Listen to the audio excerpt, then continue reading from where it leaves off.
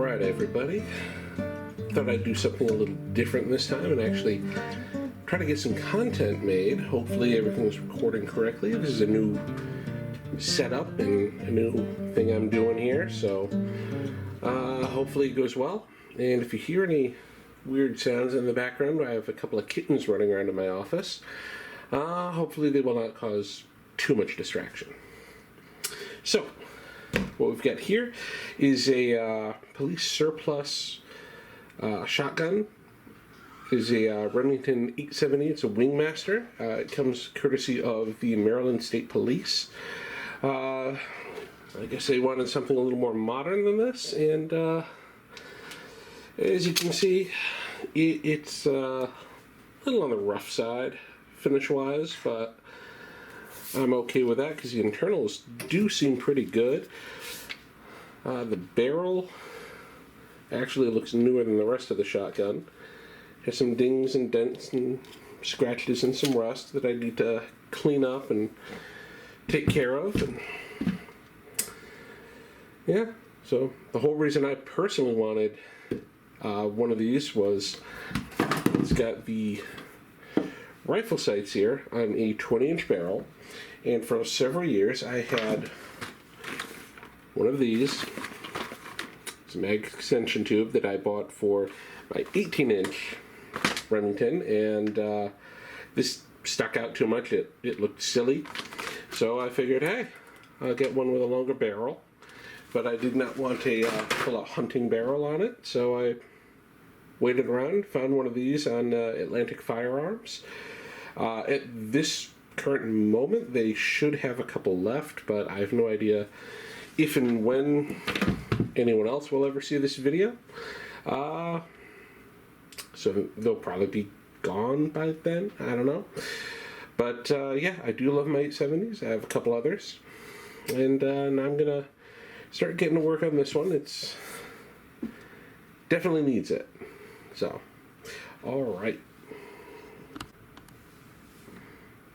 I should also mention that this has been cleared.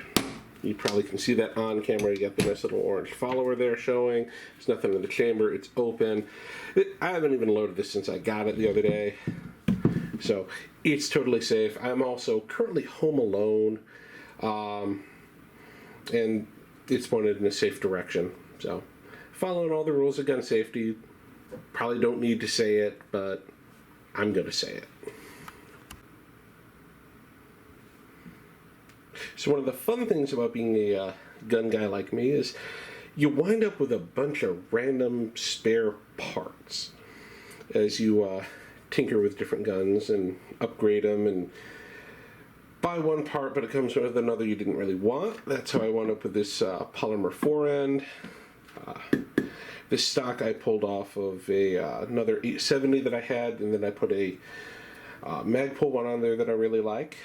So I need to figure out if I'm going to go with full synthetic or full wood, leave it the way it is, or do a nice little swap on it. So something that I'll probably do off camera, so it's not super tedious. But yeah, we'll see what we figure out. Though if I do decide to go with this, I do have a couple of cracks in it there and there that I do need to fix. So I do have some of this hot stuff glue. It is very good for this kind of thing. So yeah, we'll see how it goes.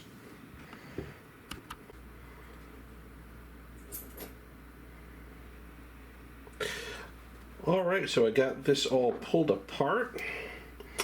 Some parts of it are a little rustier than others.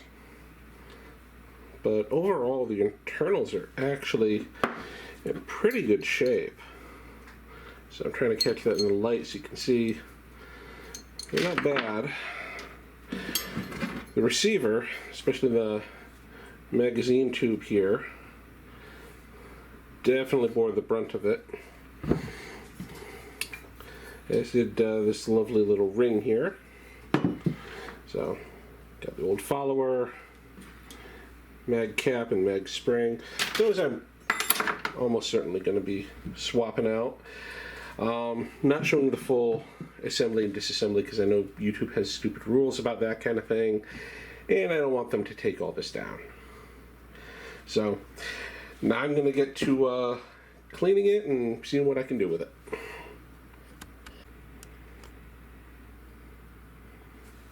So another fun little thing that I wanted to point out here.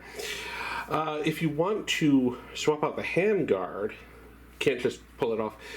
It has this special little nut in here where you can see it's got the two little grooves in there. There we go. And if you want to take it out, they do make this little specialized tool for it. It fits directly in there. You can unscrew it that way. Or if you don't want to spend the money on it, if you have a good pair of regular needle nose pliers, you can extend it in there, hook them into the little grooves, and then turn it that way. It's not quite as nice, and it will pop out there a little bit. But if you're only going to be doing something like this one time, like say you bought an old beater like this, you wanted to put fancier grips and all on it, you don't have to go out and hunt down one of these. One of these will get the job done. So yeah, now that I have that off, you can see down there, even this has a little rust inside of it. My guess is this gun used to live in the trunk of a patrol car and just kind of sat there and, didn't get a whole lot of love. So, a little retaining ring here. I don't know how well you can see the threading on it. Locks right into here. A lot of little threads, so it can take a minute to take it out. But yeah, this all needs some love. And around here we love our guns, so it'll be taken care of.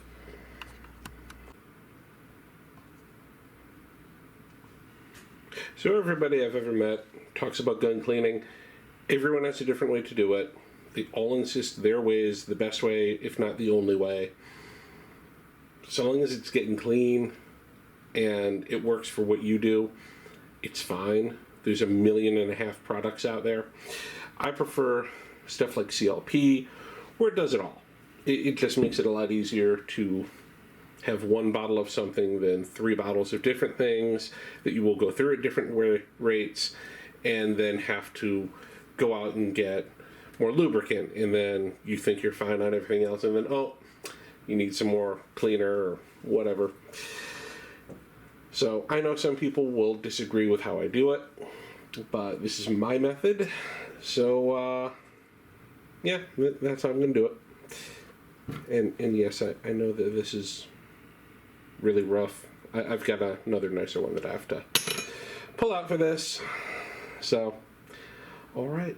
Now it is time for the fun part, the cleaning. My mom would be so proud.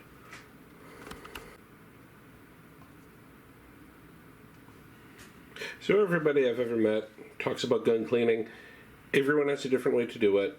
They all insist their way is the best way, if not the only way. So long as it's getting clean and it works for what you do, it's fine. There's 1.5 million products out there. I prefer stuff like CLP, where it does it all.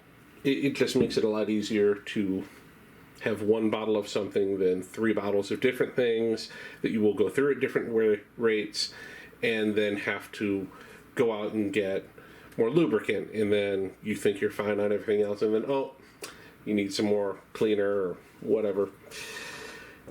So I know some people will disagree with how I do it, but this is my method.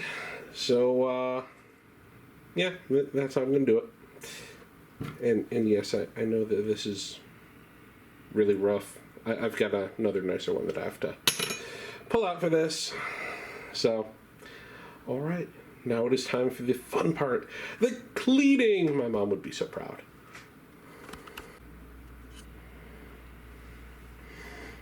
All right, so I got my little pile of patches here. I was actually out of these. I had to cut all those up off camera. I make my own. I have a bunch of old t-shirts and rags and things like that I cut up because I'm not going to spend money for something I already have and all you need to do to make them is use a pair of scissors. But I'm not judging people who don't want to do it that way. It's your money, it's your life, you do what the hell you want. That's what this country is about. Alright, so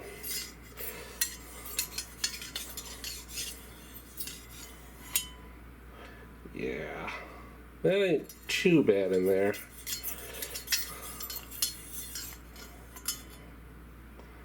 Compared to some of the things I've seen. And some of the things I've had to clean up.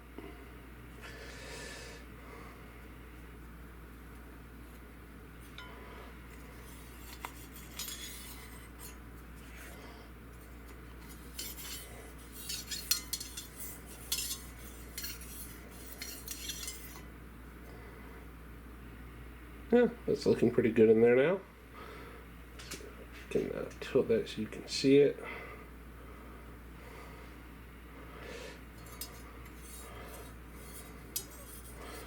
Yeah, now that get that pretty well done, I can do the outside of it. One of the things you gotta do is clean stuff in the proper order so you don't get stuff all over your hands. Now, I also use paper towels for a lot of this because I have a lot of paper towels. And yeah, it really lets you see what you get off of there.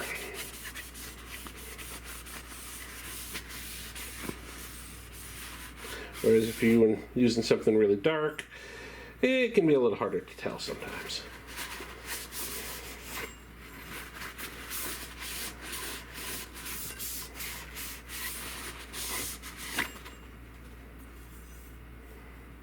That's better.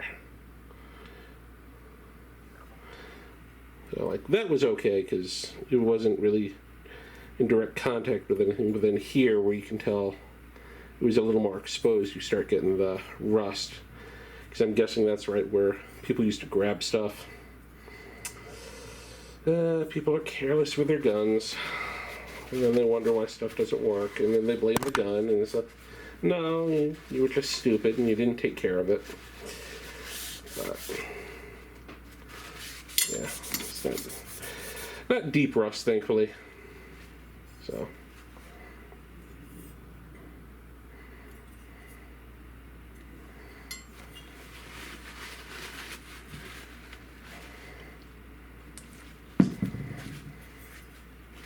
Let's see how bad you are. Sorry I'm not getting a lot of this on camera. I'm still kind of new to the top-down view. Most of my filming is out at the range.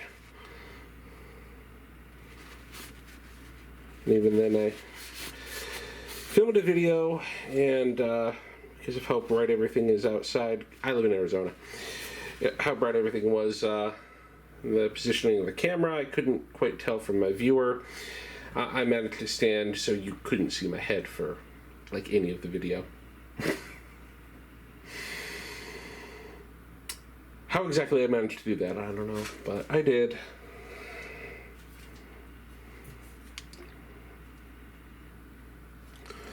Some of that.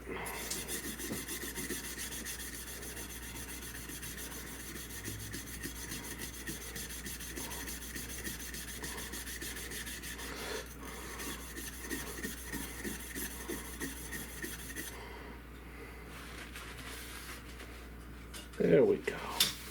Look at that. Not quite good as new, but that's one of the things I love about old guns. They have character, they've got stories. You may not ever know them.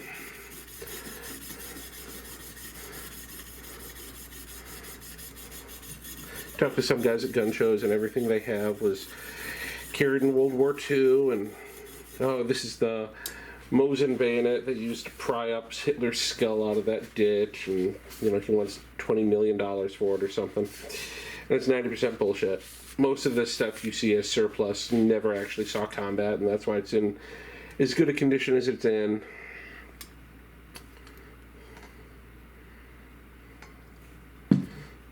Like I have a couple of Chinese SKSs I picked up a while ago, and they were cheap. They got a couple little dings, dents, and scratches on them, but that's what you expect for something made back in like the mid-60s or something like that. No matter where they're from, but these were part of a batch that had been shipped out to Albania, I think it was, and they just kind of got dunked in Cosmoline and set aside, and they sat in a hole for like 20, 30 years, and then eventually got shipped over here where, you know, gun nuts like myself eagerly buy them and then go shoot them. Though if you're intelligent, you're not going to go shooting someone you're not supposed to. Home defense is one thing, trying to shoot Trump is another. Don't do that. It's a very stupid idea.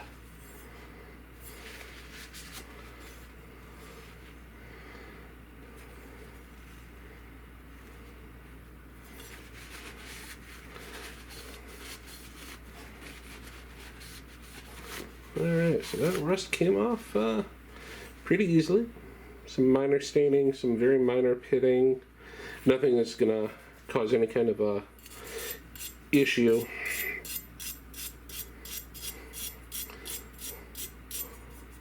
Also, you always got to remember to try and take care of your threading.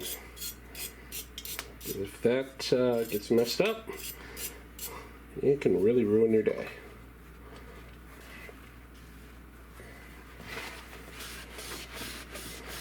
If something's really stuck, try lubricant first, like WD-40 or CLP or stuff like that. Don't just try to blindly force it, because you might break it. And also try to move it in the other direction. So if you're trying to loosen it, tighten it first. Sometimes it'll be a little more giving that way, and then once you break that initial hold on it, it'll be good.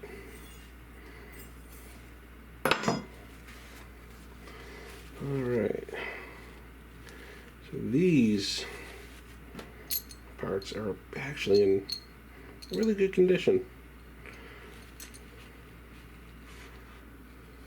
Like there's nothing really on them I need to clean, but I'm going to clean them anyway. So that's one of the things you really should do. But then again, you get, first thing, clean it. You don't know who did it last, what they did it with. You might find a hole, something broken, or a hole in something, or some rust. Yeah, that's good.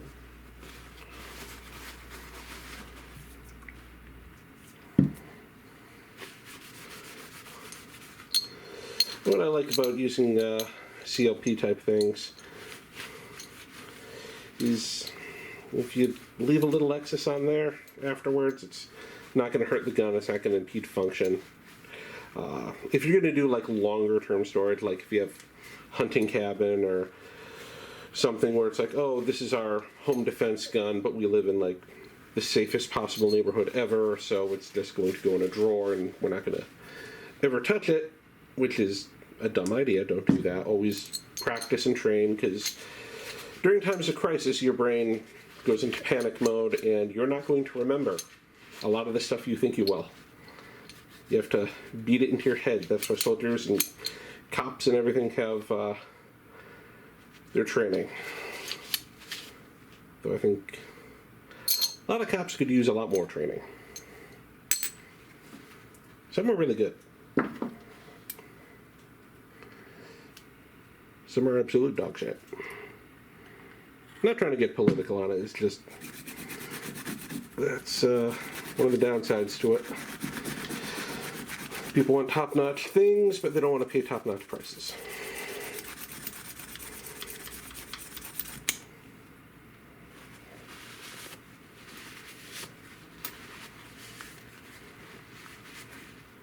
Oh, that came out way better than I thought it would. Sorry. I keep not filming that stuff. But yeah, always use brass brushes wherever you can when there's rust. If it's really, really stubborn, you might need to use steel, but brass for the most part won't screw up bluing, and it won't scratch up the steel or anything like that. If you use a steel brush, you're going to leave marks. And a nylon brush like that one here may not be enough for it. So if you've got something that really needs some scrubbing, you know, add your cleaner and have it with a brass brush. If it's just like, you know, little residue from shooting or some mud because you dropped it or something like that, nylon brush is perfect for that. You can even use an old toothbrush. I actually have several of those I hang on to because I save them for cleaning random stuff around the house, and my wife loves it. She doesn't know how I do it, even though I show her, but I think she'd rather just have me do a lot of it because I'm taller and I have longer arms, so I have a much easier time getting into spaces than she does.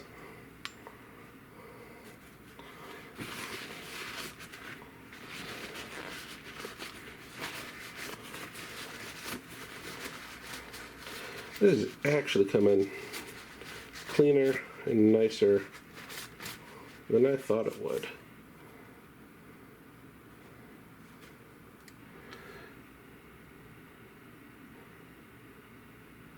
But it still needs some work.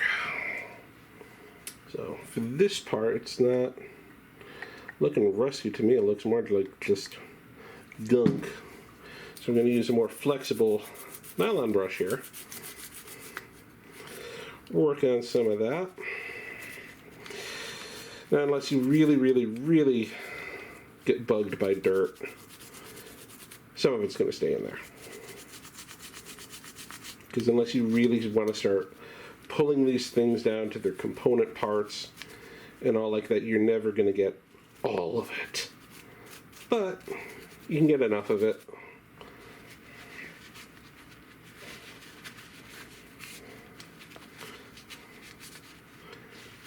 Yeah, because it's all, if it's coming out that easy, it's not rust, it's just some light gunk.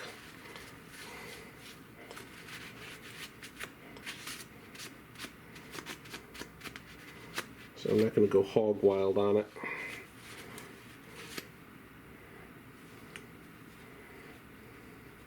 Though I have done that in the past with some of my guns. I have bought some utterly filthy things. In fact, my first 870, so it's like the same exact layout as this gun. I think one of the reasons I only got it for like $200 was because it looked like somebody had dropped it into a pond and shaken the water out but not the mud, and then sold it to a pawn shop. And then I came along and I was like, I'm looking for a project. And so I got it, and I was like, oh, well, it's filthy, but it's not rust. And, I mean, heck, most of the cleaning could have just been done with a wet paper towel.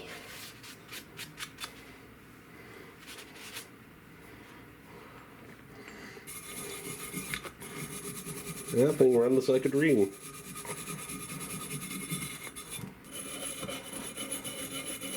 But that's where that wooden stock came from. Because everything from the wear and tear on it, somebody used to use that quite a bit. And then I'm guessing upgraded or needed money or something like that, because it still worked fine. Cracks in the stock aren't really worth selling a gun like that over.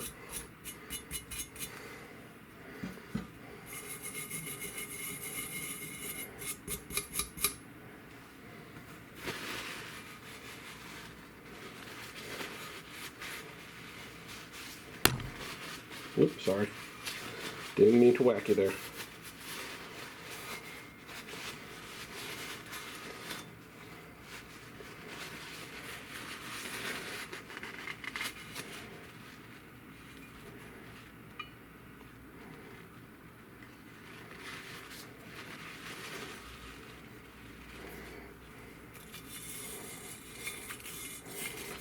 most of this is pretty clean. I just like to go over everything. Sometimes you never really know where there's going to be some rust hiding, and rust is the enemy of your gun. No gun ever wants any rust anywhere.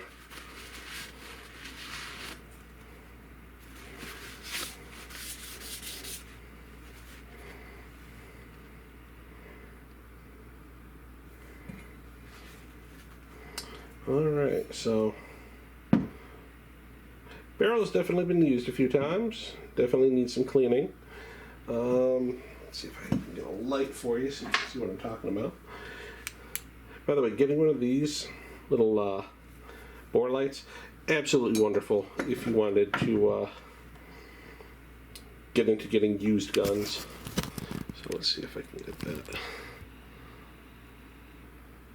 So sorry if that's a little bright for you there, but guessing you can see that it's not smooth in there right now because of all the gunk built up. So whoever was supposed to be maintaining this did not do the best job, but that's okay. They probably had far more important things to do. And now I have something to do.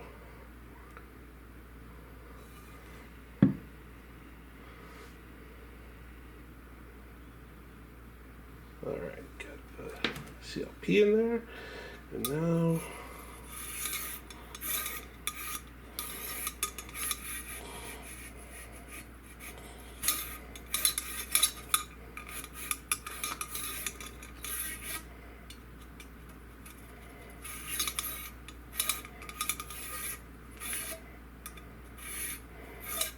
and if anyone is wondering, yes, I do have one of the fancy little ends on it. Unfortunately for this thing, the particular piece that goes onto wound up getting bent. I don't quite know how, but it did. So if you're wondering why I'm holding on to it like that, that's why.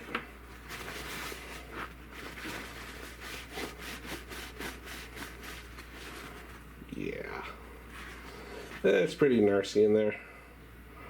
But that's why we do what we do.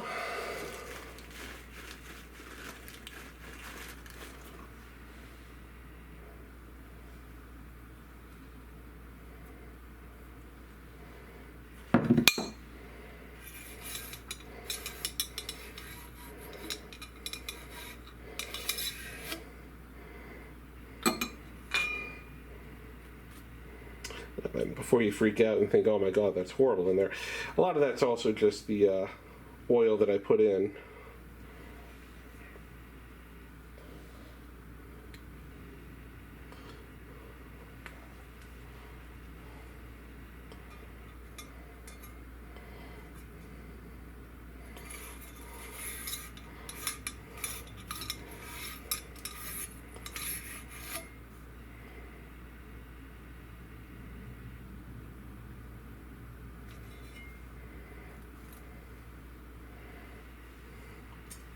Well, this is going to be a bit of a tedious process, so we will pick this back up in a few minutes.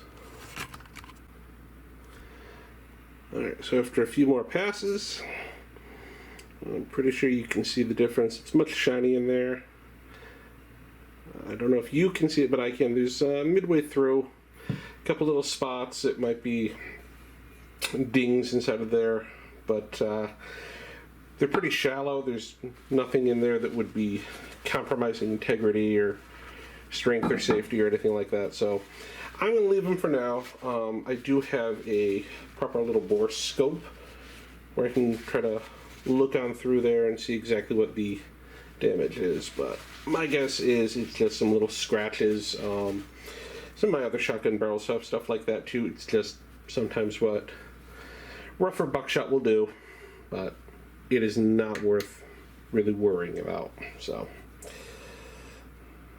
alright, now I can get the outside of this.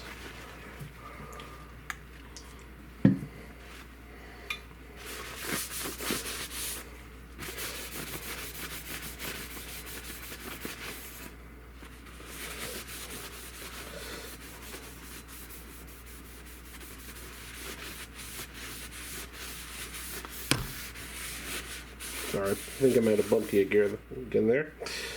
So yeah, can't really tell where, but there's some outer rust on this thing. But the bluing hides it pretty well, but it's got that reddish color to it when you take it off. That's rust. So you just got to be careful with it. Well, there it is. I don't know if that really shows up all that well, but it's finish is a little worn away there. So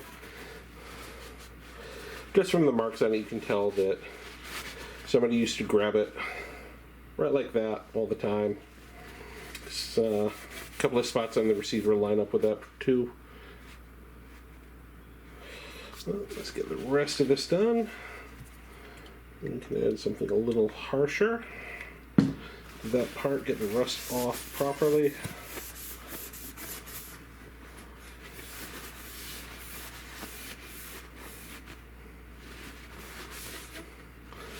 But overall, yeah, $400 for this, plus local gun store Alpha Dog Firearms. They gave me a $50 transfer fee, so still not bad at all. Not going to complain.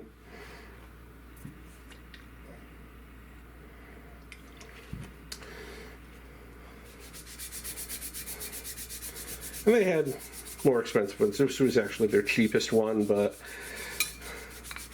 that is what I like to do sometimes, is just buy the older gun. It needs a little TLC. Those SKSs, I really wish I had thought of filming it back in the day, because damn, those were fun to clean. They were just caked in cosmoline, which it's kind of nasty to get on you and get off, but it's fun to deal with. A little WD-40 in hot water, boom, it's gone. Costs next to nothing. I've seen people out in line saying, oh yeah, use like turpentine or brake cleaner fluid because it's degreasing, and I'm like, no, I'm not doing that. Got a very little bit on here.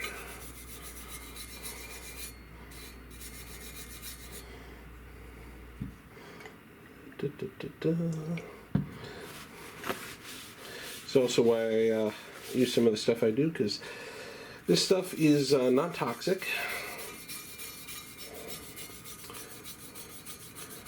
There's some of the other stuff on there you really don't want to use inside.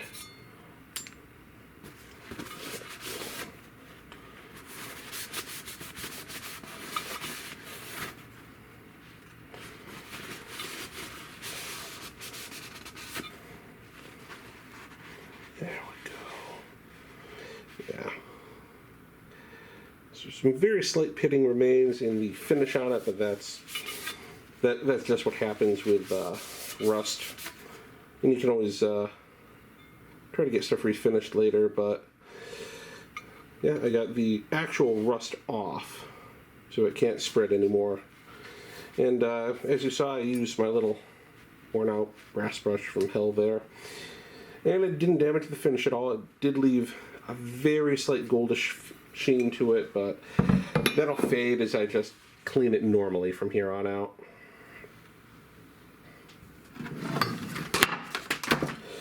Okay, so now we've got the receiver, well-worn stock, and magazine tube that I can look in there and see a little bit of rust. So,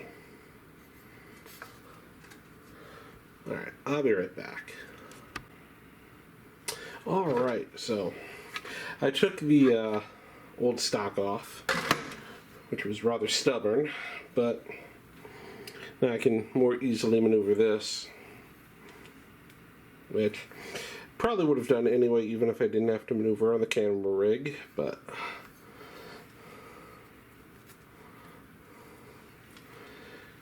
if you can make something a little bit smaller, it's just that much easier to deal with.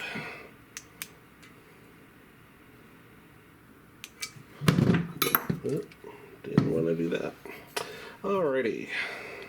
So.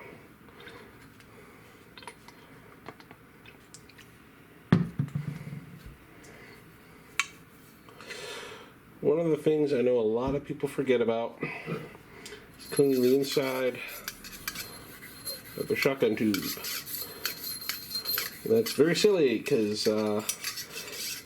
dirt, grease, gunk, water, rust, it all gets in there. And if you don't take care of it, your shotgun will jam up. If it gets really bad, your tube will become compromised.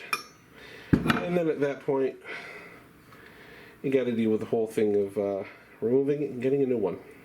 It's just a pain in the butt you don't need. So.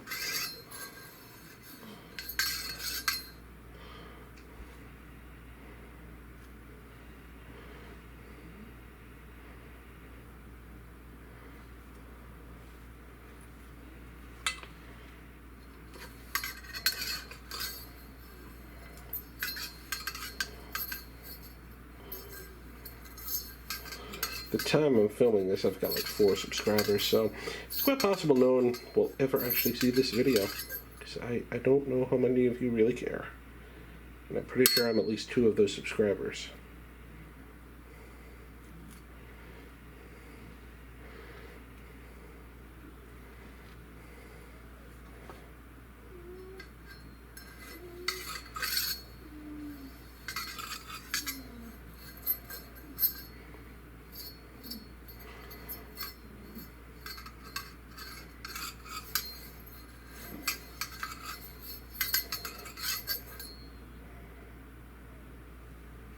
I don't know if you guys can hear that on camera.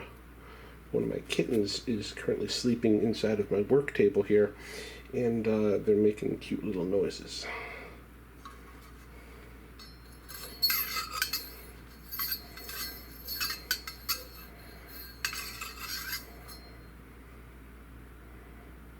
Alright, that looks pretty good in there.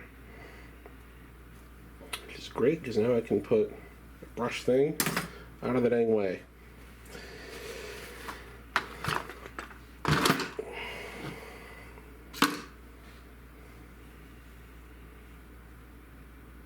I actually got around to cleaning this, did I? And if I did, I don't remember. In which case, I'm just going to do it again. If you've got a tool that you might depend on for your life one day, make sure it frickin' works. I've seen way too many bits of footage of people who pull out a gun to defend themselves and they have no idea how to actually work it because they bought it, took it out of the box, put it in the drawer. They never figured out how to check the safety, check if it was loaded, rack the slide. They just figure, oh, I have gun, I am safe.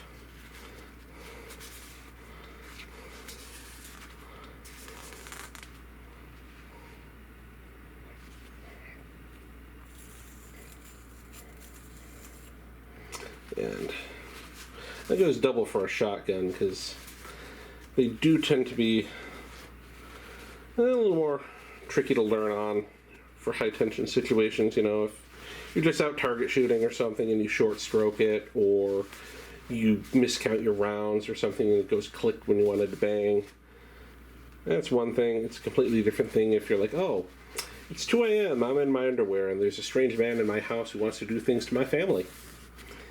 You want to know what your tools are going to do at that point.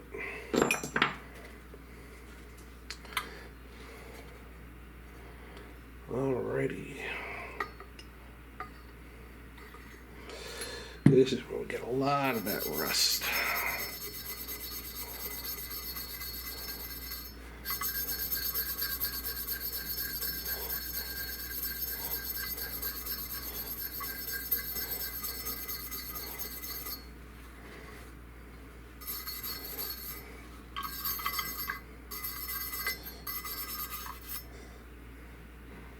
Yeah, look at that. It looks almost like mud at that point.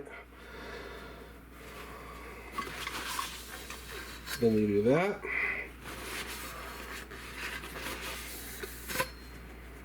And look at all that.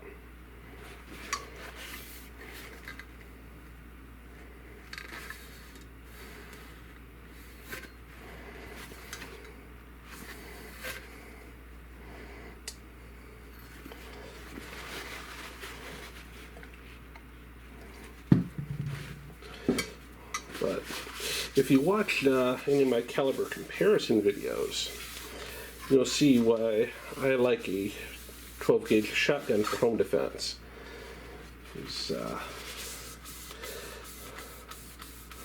Even something like a 500 Magnum really just pales in comparison.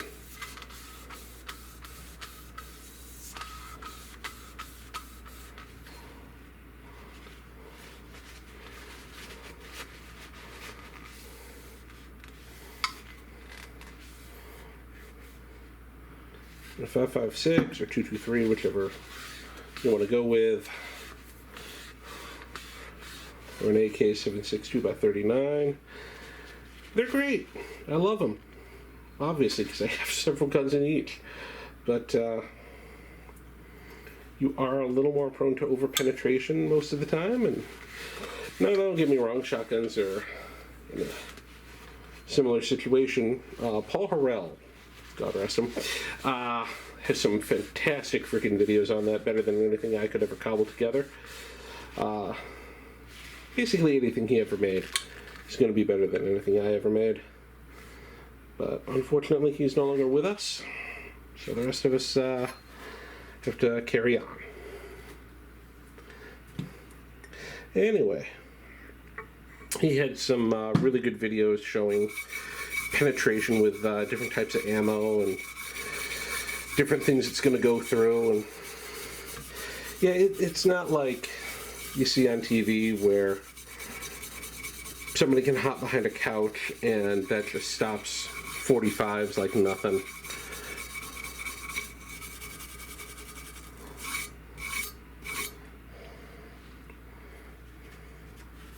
But you know, get some number 4 buckshot or some lower recoil double aught or something like that. You know, test it out, get out to a range, do some shooting, figure out what you can do. It's one of the biggest learning curves to a 12 gauge shotgun is the power of it.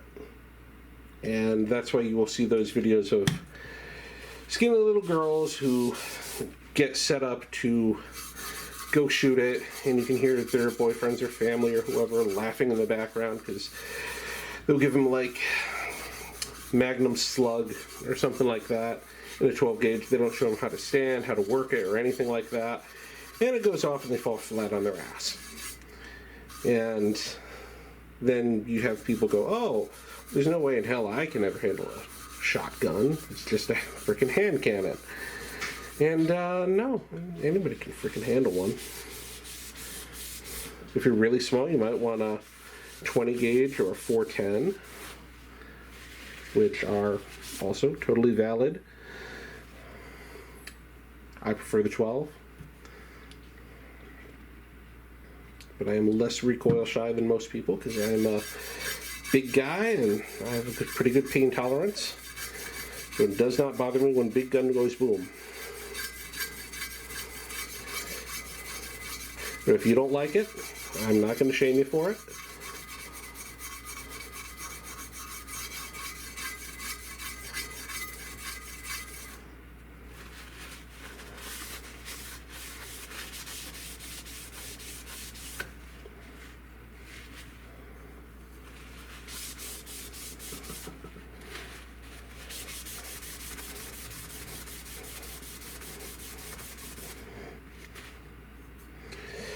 A good bit more.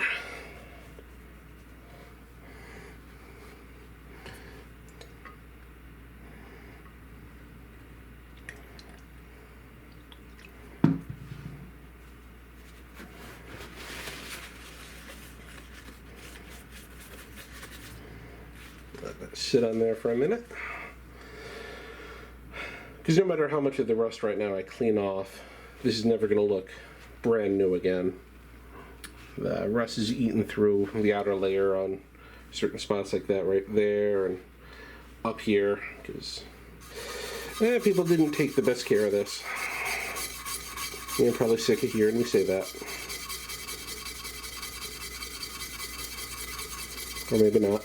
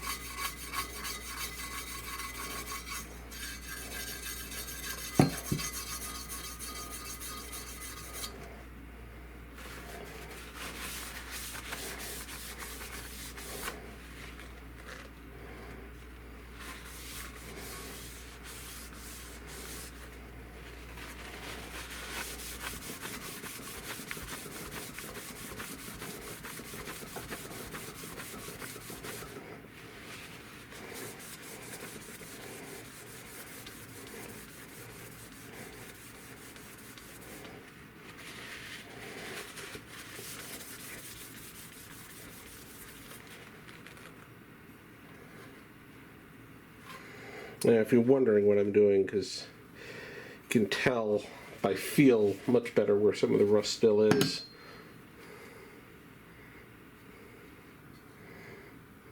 Some spots you can see it, some spots you can't.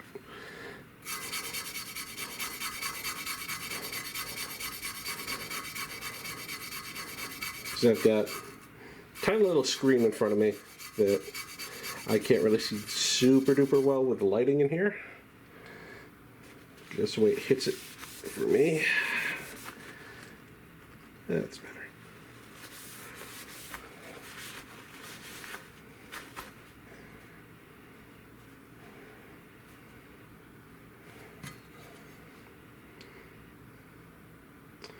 Yeah.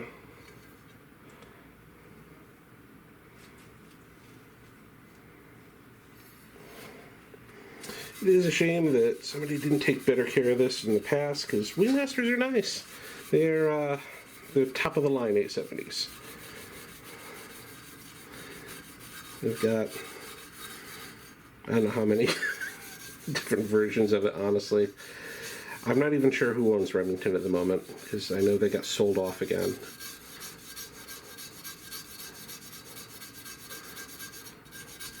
And I'm pretty sure this is old enough that it was still old school Remington. The ones everybody liked. Except for the people who like Mossberg better. But I'm not part of that camp either, because I like both. I have both. I love both.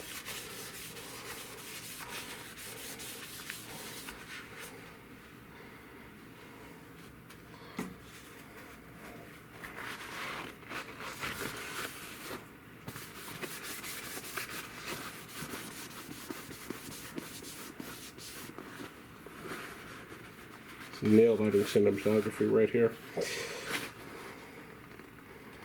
Alright, I think these parts are as good as I'm going to get them.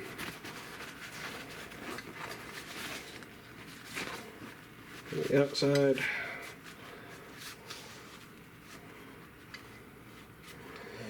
So now it's time to work on the innards. And then I gotta figure out what I'm going to do for a stock. I'm more inclined to the wood, honestly. I just like the good old classic look.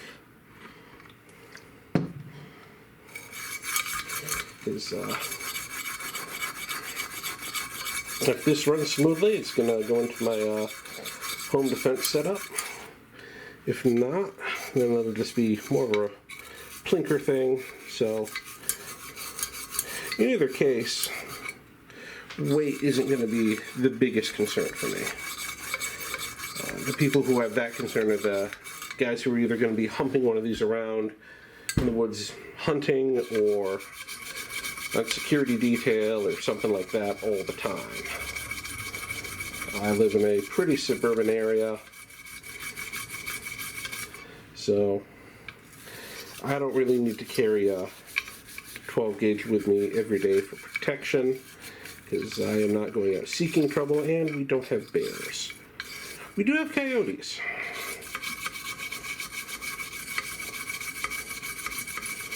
But they usually don't stick around. In fact, I hardly ever even see them exactly in my neck of the woods.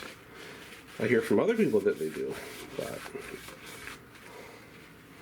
with my dogs, I'm pretty sure I'd know if they were around.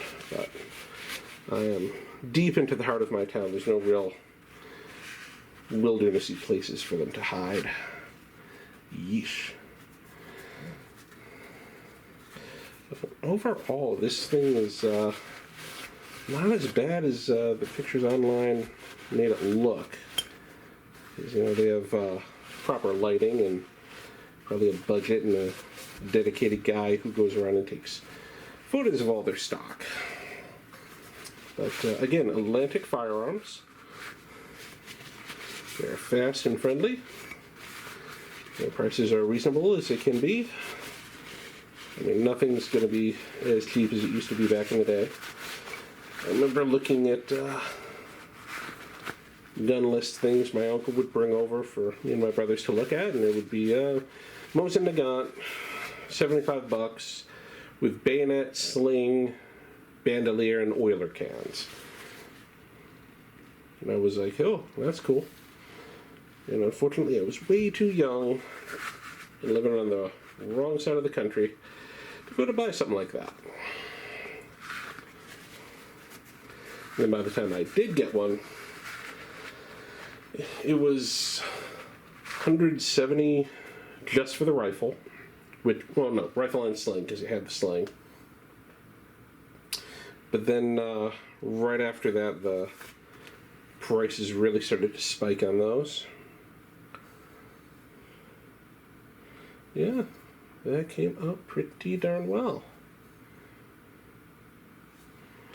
Got a couple other little gunk spots in here, but nothing that's going to actually affect the way it works, more just dirt. Alright, well, let's a little more right there. Because I know if I don't do it now, it's going to drive me crazy. And I'm already a little crazy.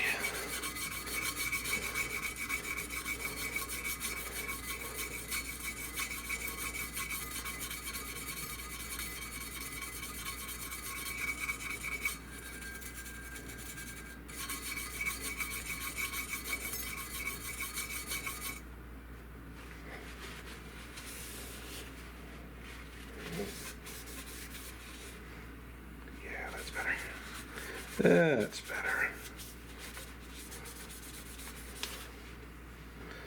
Rust is the enemy of metal.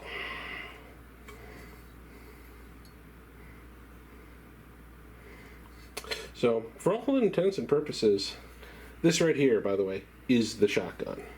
I mean, it doesn't even have to include the magazine tube for that, but this right here. Because that's what it's got the serial number. I gotta look up exactly how old this thing is too. So, but all right. So I'm going to go and wash my hands because I got a lot of grease on them. Clean up some of this mess, and then figure out exactly how I want to put it back together. All right. Thanks. All right. So I'm pretty sure I'm going to go with the wood, unless the wood stock really doesn't want to cooperate, in which case I'll switch it out to the matching polymer. But for now, I'm going to just clean this up a bit. Got some Murphy's wood cleaner here, and this looks pretty untouched, honestly.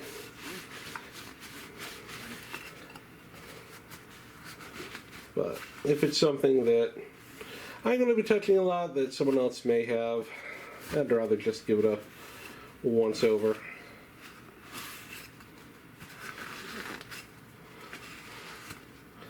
But from some of the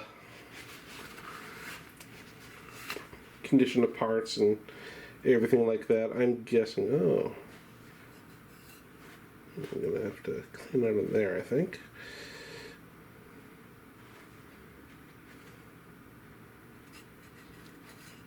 No, never mind. Don't listen to me about that. Anyway, from the condition of a lot of the parts and stuff I've seen on trading guns, a lot of them are Franken guns.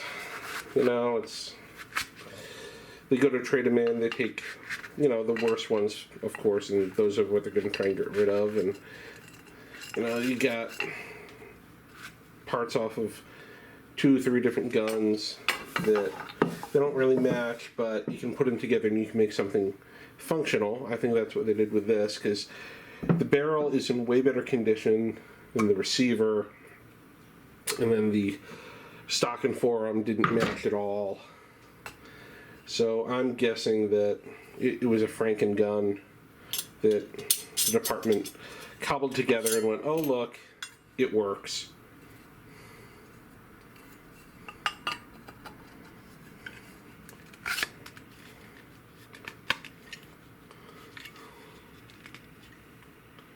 I think I got that right.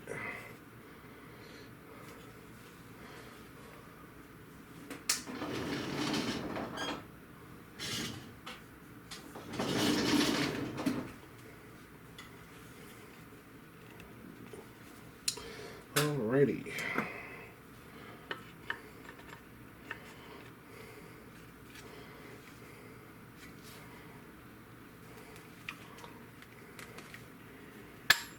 There we go. Not want to fully see.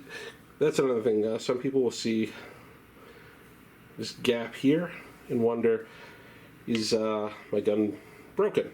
Do I need to fix that? No. The wood needs that so it can have a little bit of give, so you can slide the thing in there in the first place.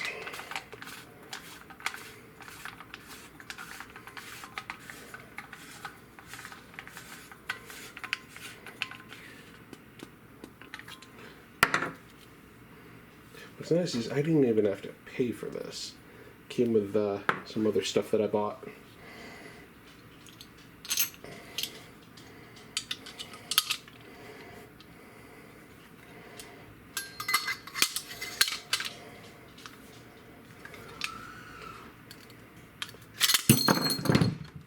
Yeah, that's gonna happen on camera. Alright, give me a sec here. I kind of need to move some stuff so I can get this done. Alright, here we are back with the reassembly. So I am going to put an extender on here instead of the original cap. Normally this would have this little piece stuck in there, and it acts as something for the magazine spring here to push against. You do need to pry it out with a screwdriver or something, and if you're not careful, it will go flying, as anything under spring tension will. This is the original follower. This is the new one I'm putting in. Takes up a little less room. And then the new spring compared to the old one. New one's a bit longer, but it should all work out nicely. And then this would almost double the capacity, because standard 870 will hold 4 rounds.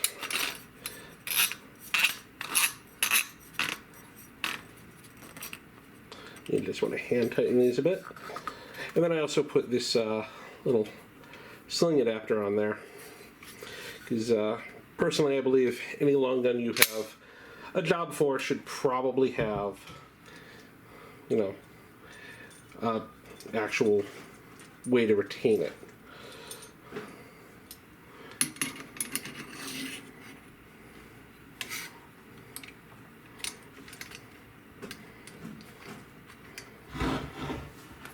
Oh, now I got this switched.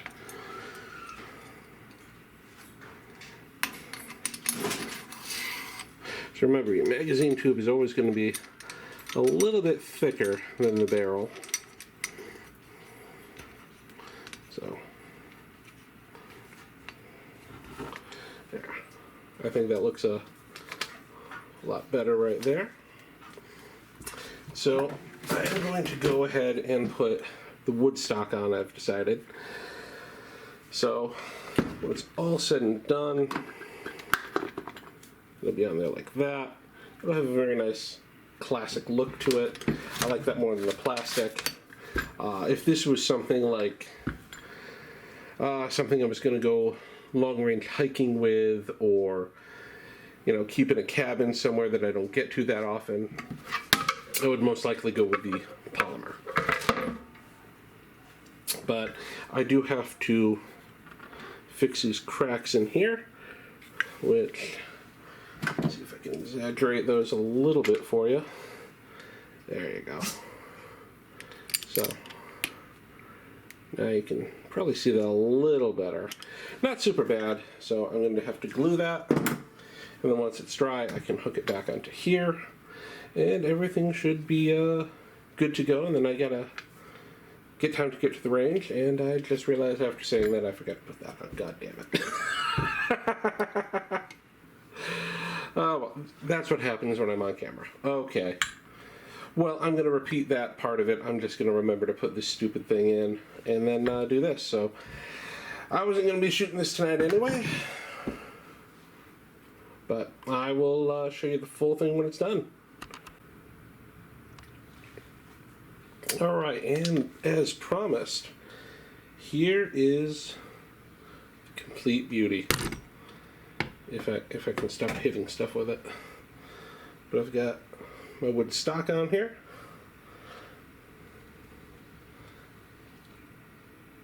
Got my extended tube, got my sling, swivel, well, and stud. So we're gonna figure out exactly how I want to attach it on the rear. I might get one of the ones that goes here. I might drill and tap it there. I don't know yet.